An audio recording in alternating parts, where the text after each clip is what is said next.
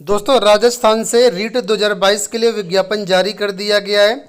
जो भी अभ्यर्थी राजस्थान में शिक्षक बनने का सपना देख रहे हैं उनके लिए सुनहरा मौका है, क्योंकि इसी रीट के माध्यम से ही आने वाले टाइम पर इसी वर्ष 2022 में ही राजस्थान में 46,500 पदों पर शिक्षक भर्तियां होने वाली हैं। पिछले साल 2021 में बहुत से ऐसे अभ्यर्थी थे जो नहीं भर पाए थे रीट का फॉर्म और बाद में शिक्षक भर्ती में वो एलिजिबल नहीं हुए। तो ऐसे में आपके पास मौका है कि अगर आप राजस्थान में शिक्षक बनना चाहते हैं तो इस रीट को क्वालिफाई करके आप राजस्थान में 3rd ग्रेड शिक्षक बन सकते हैं, जो कि 46,500 पदों पर शिक्षक भर्तियां होने वाली हैं। आपको बता दें, इस रीट 2022 में 2 प्रकार के लेवल आपको मिलेंगे, लेवल 1 और लेवल 2। लेवल 1 बोला जाता है प्राइमरी को, लेवल 2 बोला जाता है जूनियर को। ठीक है, तो डिटेल से समझाएंगे इस वीडियो में क्या है, इसमें शैक्षिक अर्हता मांगी गई है, एग्जाम पैटर्न, परीक्षा और तिथि क्या है, सारी चीज़ें। तो सबसे पहले यहाँ पर आप लोग देख लीजिए कि इसके जो ऑनलाइन आवेदन है ये 18 अप्रैल से प्रारंभ है, 18 मई तक आपको समय दिया गया ऑनलाइन आवेदन करने का। ठीक है, और इसमें जो आपका एग्ज़ाम है वो लगाया गया है 23 जुलाई और 24 जुलाई को। 2 दिन ये एग्ज़ाम डेट फिलहाल लगाया गया है, लेकिन अगर कैंडिडेट ज़्यादा होते हैं तो परीक्षा तिथियों को आगे पीछे किया जा सकता है, या परीक्षा की जो डेट है और थोड़ा सा बढ़ाई जा सकती है। ठीक है, सारी चीज़ें यहाँ पर देखो दी गई हैं। 2 शिफ्ट में आपका एग्ज़ाम होगा, 10 से 12:30 और 3 से 5:30, जैसा आप आवेदन करते हैं उस हिसाब से। ठीक है, और आपको बता दें ये केवल पात्रता परीक्षा होगी, इस परीक्षा से आपकी जॉब नहीं लगेगी। ठीक है, ये एक पात्रता परीक्षा, जैसे यूपी में यूपी रीट होता है उसी तरीके से राजस्थान में रीट होता है, लेकिन जो व्यक्ति इसको क्वालिफाई कर लेंगे वही राजस्थान के 3rd ग्रेड शिक्षक भर्ती में आवेदन कर पाएंगे। ठीक है, अब यहाँ पर हम बात कर लेते हैं फीस वगैरह को लेकर के। तो आपको बता दें कि रीट 2021 में जो अभ्यर्थी आवेदन किए थे लेवल 2 के लिए, ठीक है, तो उनसे कोई नवीन शुल्क नहीं लिया जाएगा। बाकी जो अभ्यर्थी हैं उनसे शुल्क लिया जाएगा, चाहे लेवल 1 में आप आवेदन करें या लेवल 2 में आवेदन करें। फीस का स्ट्रक्चर आपके सामने यहाँ पर है, देखिए। ठीक है, अब हम बात कर लेते हैं आगे। तो यहाँ पर देखिए आगे काफ़ी सारी चीज़ें दी गई, मैं जो मेन चीज़ें वो आपको बताता हूँ। अब यहाँ पर देखिए शैक्षिक अर्हता के बारे में डिटेल से बताया गया। तो सबसे पहले यहाँ पर लेवल 1 की शैक्षिक अर्हता बताई गई, यानी प्राथमिक स्तर की। देखिए यहाँ पर सबसे पहले बोला गया है कि न्यूनतम 50% अंकों के साथ आप उच्चतर माध्यमिक हैं या इसके समकक्ष हैं। इसके अलावा प्रारंभिक शिक्षा में 2 वर्षीय डिप्लोमा अगर आप हैं या इस डिप्लोमा के अंतिम वर्ष में हैं तो आप इसके लिए एलिजिबल हैं। दूसरा बोला गया है न्यूनतम 45% के साथ आप उच्चतर माध्यमिक हैं। ठीक है, यानी 12वीं पास हैं, और इसके अलावा प्रारंभिक शिक्षा शास्त्र में 2 वर्षीय डिप्लोमा जिस भी नाम से पुकारा जाता हो और एनसीटी के जो 2002 के नियम है उसके अनुसार आपका होना चाहिए। तीसरा बोला गया कि न्यूनतम 50% अंकों के साथ आप उच्चतर माध्यमिक हों, और 4 वर्षीय जो डिप्लोमा होता है, 4 वर्षीय प्रारंभिक शिक्षा शास्त्र में स्नातक डिग्री जो होता है, ठीक है, यानी जिसको BLED कोर्स बोला जाता है, तो ये अगर आपके पास है या आप इसके अंतिम वर्ष में हैं तब भी आप आवेदन कर सकते हैं। चौथा यहाँ पर है कि न्यूनतम 50% अंकों के साथ उच्चतर माध्यमिक या शिक्षा शास्त्र विशेष शिक्षा में 2 वर्षीय डिप्लोमा। ठीक है, तो ये भी आपके पास अगर है डिप्लोमा इन एजुकेशन यानी स्पेशल एजुकेशन, तब भी आप प्राइमरी के लिए पात्र हैं। और 5वां बोला गया कि स्नातक आपने किया और 2 वर्षीय डिप्लोमा इन एलिमेंट्री एजुकेशन हो। ठीक है, तो भी आप यहाँ पर पात्र हैं। आपको बता दें यहाँ पर कि BEd को इसमें मौका नहीं दिया गया है जो सिंगल वर्ष वाले हैं।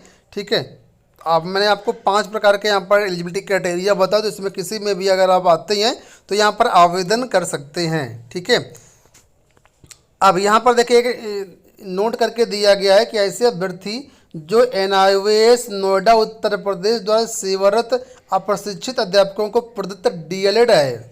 ठीक है, तो इन अभ्यर्थियों को लिखा है कि DLED के समान कंसीडर करने के कारण रीट लेवल प्रथम परीक्षा में शामिल होने के लिए पात्र होंगे। ठीक है, तो ये बात समझ लीजिएगा, जो भी NIOS से DLED केवल प्राइमरी के लिए ही पात्र हैं। अब जूनियर के लिए देखिए 6 से 8 के लिए यहाँ पर बोला गया कि स्नातक आपने किया हो और प्रारंभिक शिक्षा में 2 वर्षीय डिप्लोमा हो तो आप पात्र हैं, या अंतिम सेमेस्टर में हैं, अंतिम वर्ष में, तब भी आप आवेदन कर सकते हैं। दूसरा बोला गया कि न्यूनतम 50% के साथ स्नातक हैं या स्नातकोत्तर हैं, साथ में BEd आपने किया हो या BEd फाइनल ईयर में है तो भी आप इसके लिए पात्र हैं। ठीक है, मतलब जूनियर के लिए।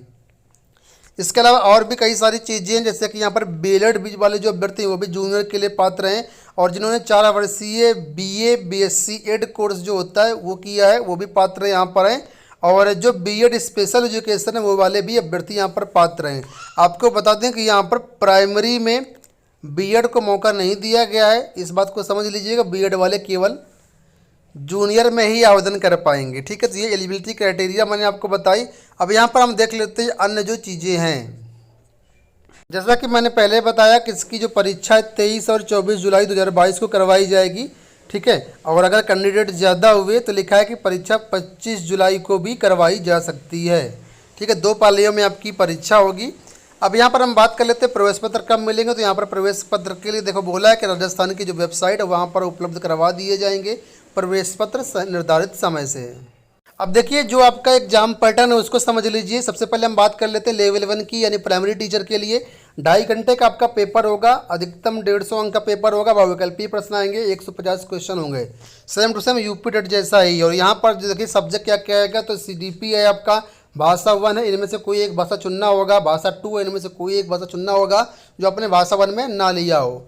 गणित है और पर्यावरण अध्ययन है, ठीक है। 30 प्रश्न होंगे आपके, कुल मिलाकर के 150 प्रश्न आपके आएंगे और 150 नंबर का पेपर होगा, ठीक है। जैसा यूपी टेट में होता है सेम वैसा ही यहाँ पर भी है। लेवल 2 की बात कर ले तो लेवल 2 का आप लोग देख लीजिए, यहाँ पर भी 2.5 घंटे का पेपर होगा, 150 प्रश्न इसमें भी आएंगे। MCQ टाइप होगा, 150 नंबर का भी पेपर होगा।